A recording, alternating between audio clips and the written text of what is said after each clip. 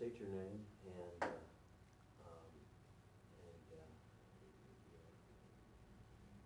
just sum up what happened to your son.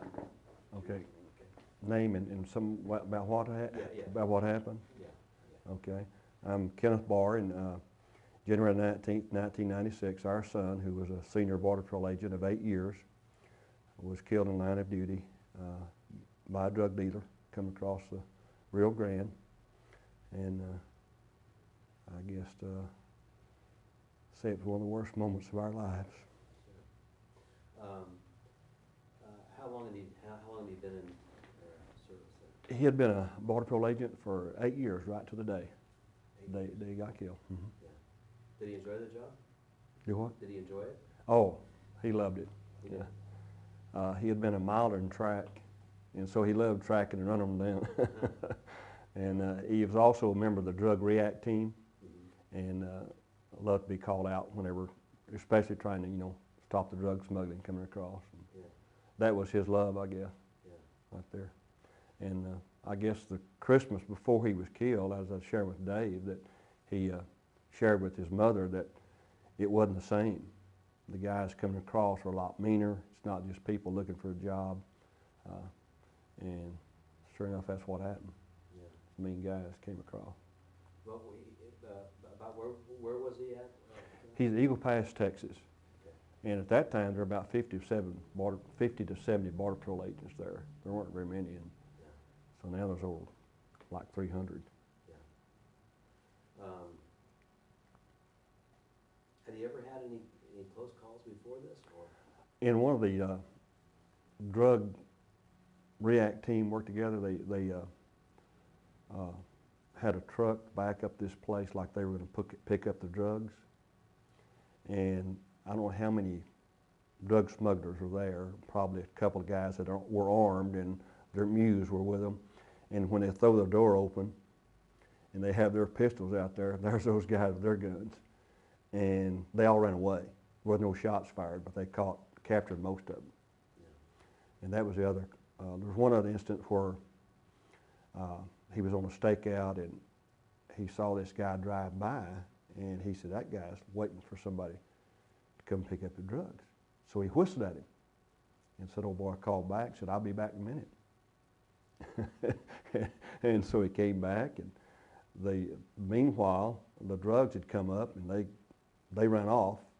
So Jeff takes the drugs, flips them across the fence, and sticks them in this guy's car and says, hey, you're under arrest. And he takes off with Jeff hanging in the car. He never told his wife that one. Yeah. But they got the guy.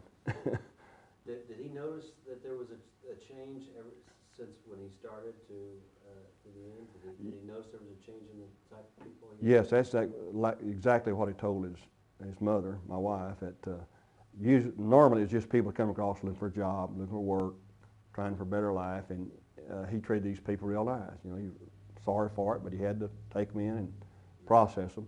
But then that Christmas, before he was killed, he said that it has changed. He said there are mean guys coming across, and they're just drug dealers, and they're mean. And he recognized that difference right off. So explain a little bit about what happened. Was it in the daytime? Was it at night? Okay, it was 10:30 at night. Earlier that afternoon, they had caught 270 pounds of marijuana, and he and his partner got them, but the guys got away. And Jeff said to his partner, I don't remember his partner's name. He said, if you'll go process the papers and everything, do all that work, I'll go back because they're going to come back, and we'll catch the leader this time.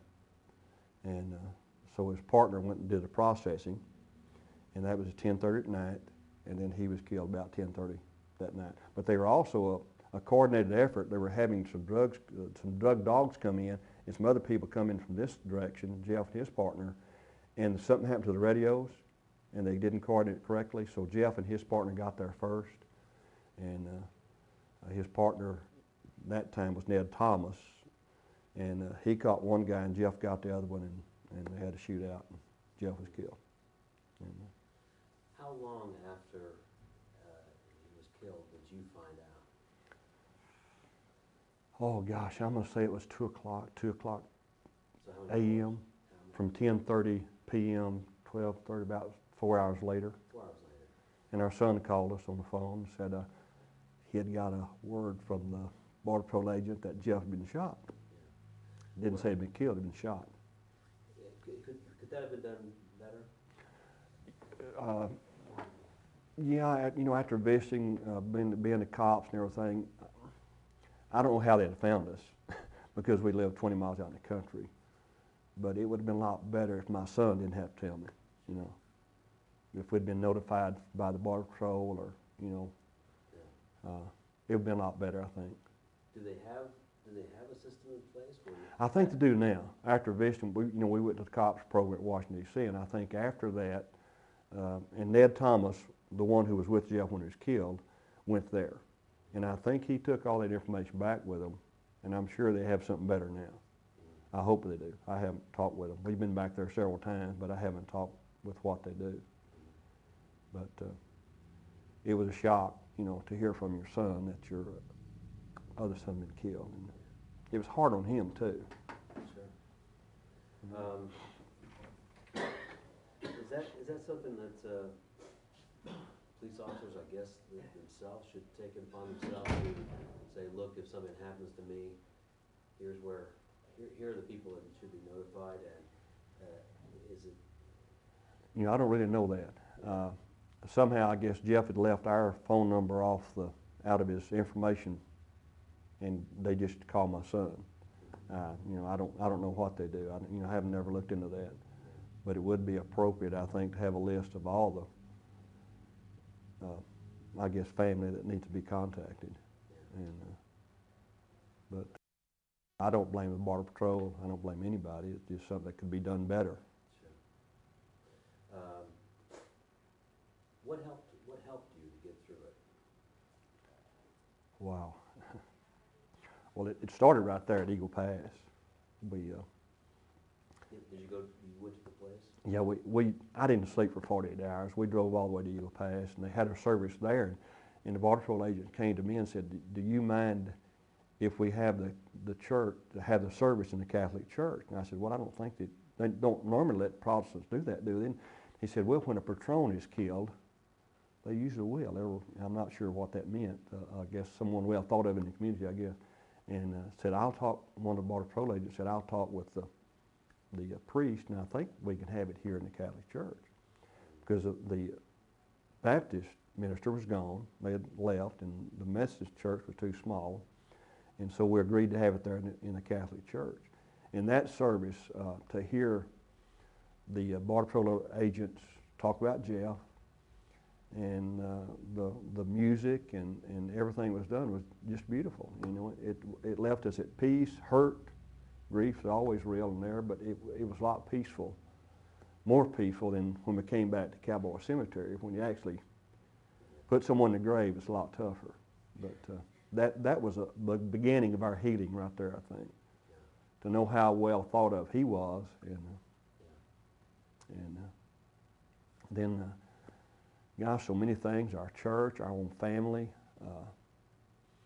sharing with other people how they had lost children. Right now in our church now, there's 7 people in our church family who've lost children. I've done 2 or 3 of those. And it's got to be like nothing else to lose a child before having to go before you do. Yeah, it just isn't natural, We're not to outlive our children, and he was so young, 33 years of age, so unexpected. And another thing that helped a lot was we went to the cops program in Washington D.C. the next year, flew down there, and they helped pay our way, and that was a wonderful thing they did.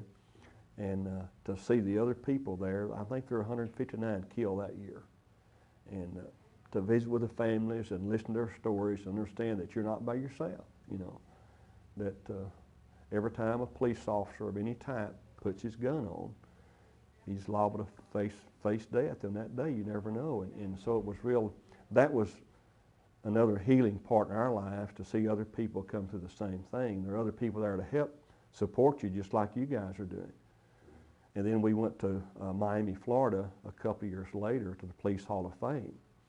And again, you see all those people who've lost someone in the line of duty, and to understand how they're coping and say, hey, you can go on with your life and you can get better. And I read that book and it said, get better or get better. And my wife, get bitter, you can get bitter or you can get better. And I shared with my wife that, and we chose to get better and try to use this some way for good, any way that it could. And for years I never understood how I could use it for good. But again, the trip to Miami really helped too. And they had named a boat for Jeff down there on the Coast Guard, I guess Border Patrol on the coast. And we got to ride in the boat, so that was special. Sure. But explain to me the ideas behind the bitter or better. And did you see yourself listing in one way or the other at some point? Okay, I think the bitter part of it was that you can start and blame everybody in the world. You can blame the Border Patrol, you can blame your son, you can blame yourself, and just get bitter toward the world.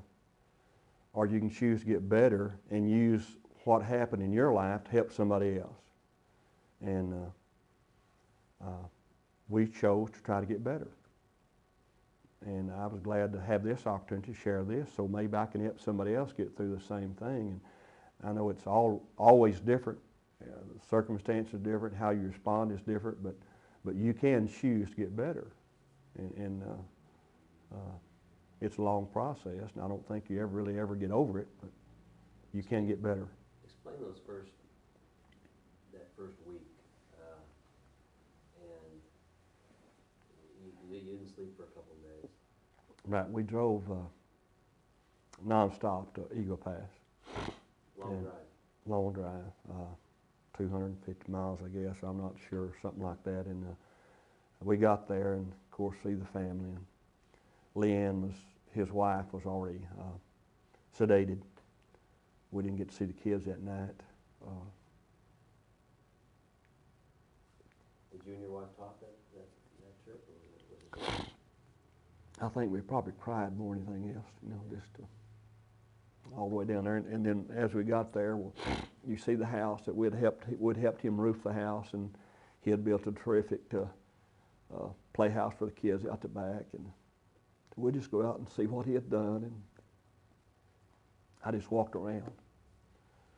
Border Patrol agents were great. They came in and said, anything we can do for you. And our son accidentally mentioned it. Dad, we ought to go wash your car. We didn't get a chance to do it. They went and washed it for us, and they were just great. There's something about law enforcement officers that are killed, the dichotomy between good and noble they are, and the people that kill them. And how does that sit with you? Oh, a lot of people have anger and hate in their heart. My wife had a lot of anger. I've never had any anger. I don't know why. My prayer was that I would get to meet this man who killed him and share with him that I wished he had had a father who loved his son as much as I love my son. What was his reaction to that? Sir? What was his reaction? Oh, I didn't get to do it. I didn't get to do that. I wanted to do that. No, he was caught on the other side of the border, and they would not extradite him back to Mexico for trial. And we've seen some of the accounts from the FBI, but we assume he's in prison. We don't know that. And I guess it's been 5 years since I've had any contact with him, and they said he was in prison at this time. But that was something I'd still like to do.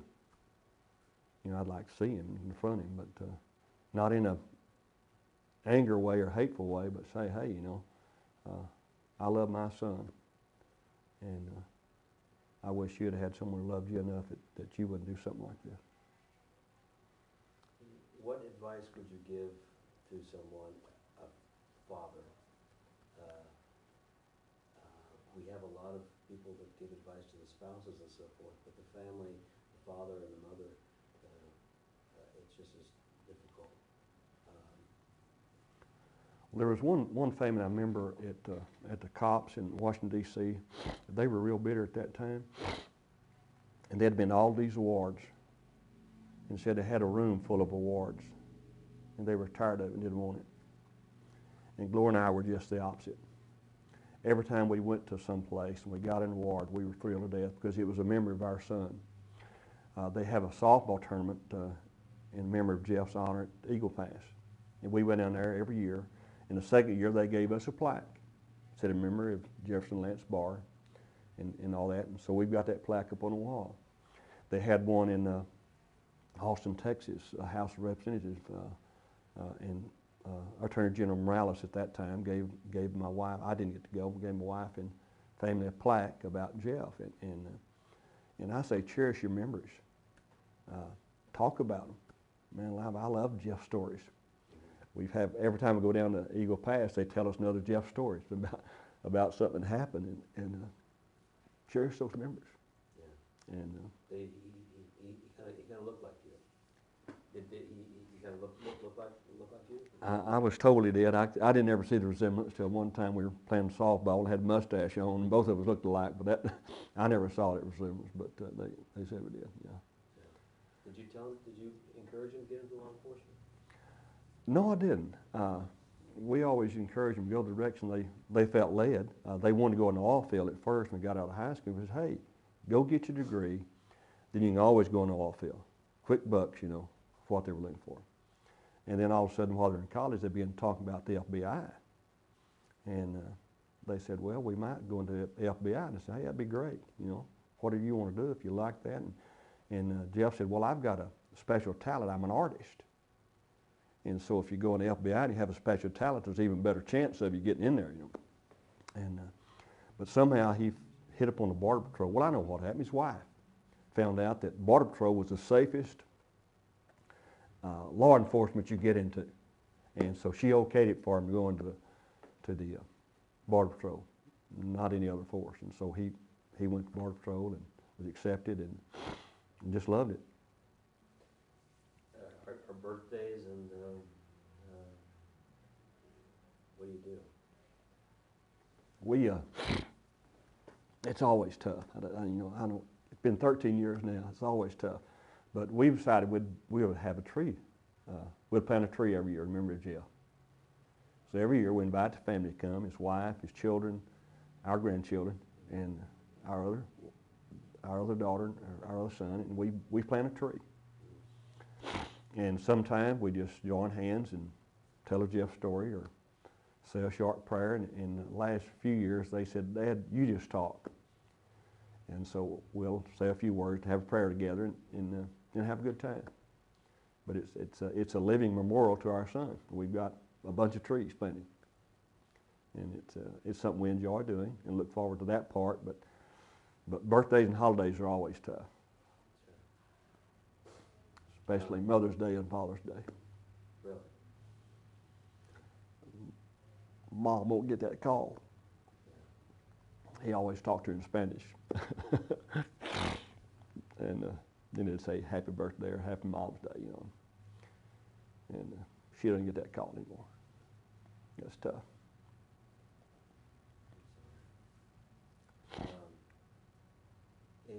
Just any last advice to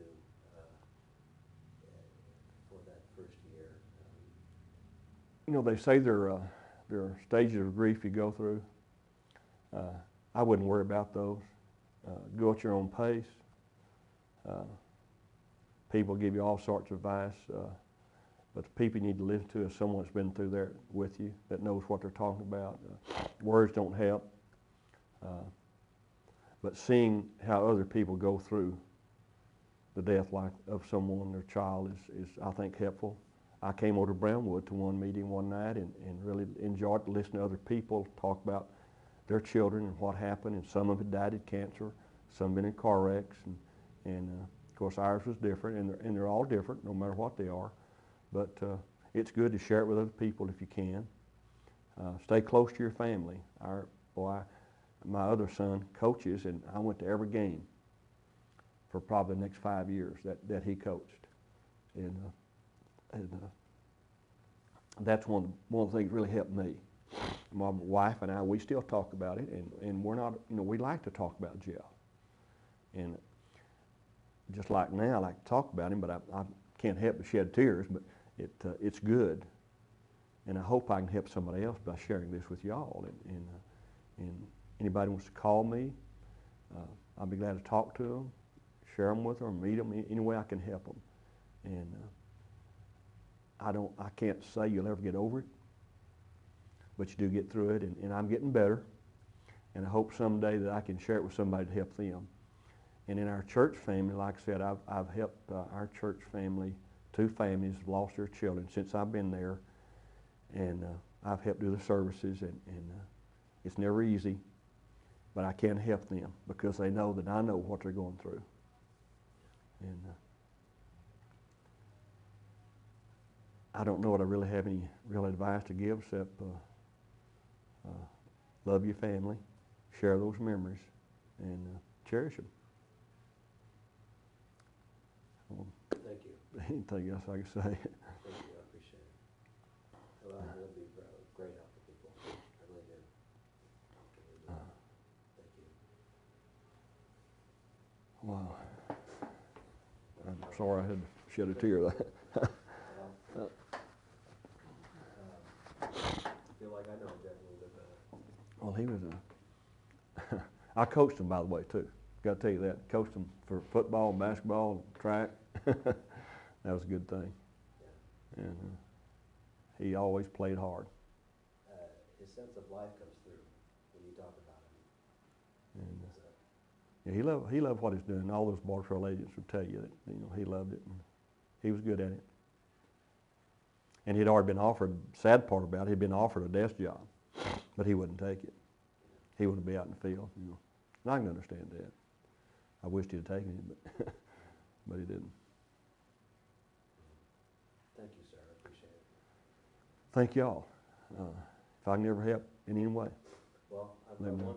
this will be online, and it will be something that the grandkids can when they're ready to take a look at.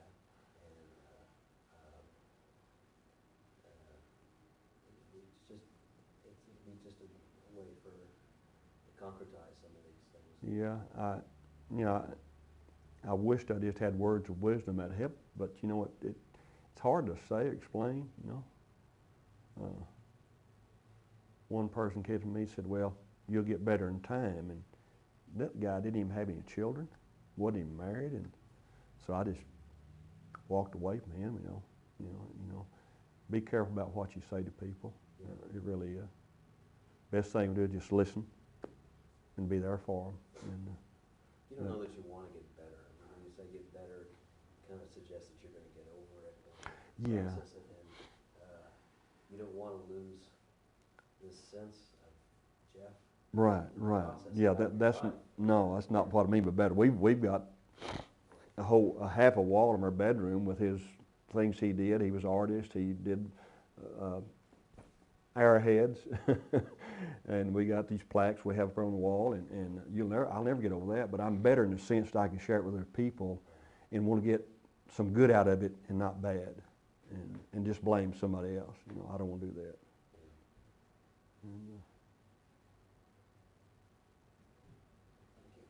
And I've thought about several times of calling the cops or the cops deal and seeing how to help them. But being a pastor, you just don't have much time, So, but I'm glad I can do this. I hope it'll help somebody. I will. And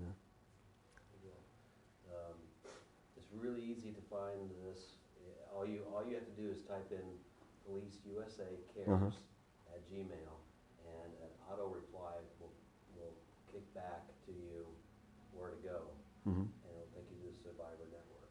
Okay. And on there there'll be people talking about this. Okay, I'll get Dave to write that down for me. USA cares at Gmail, but we'll write it down for you. Okay. What happens is that when someone is killed,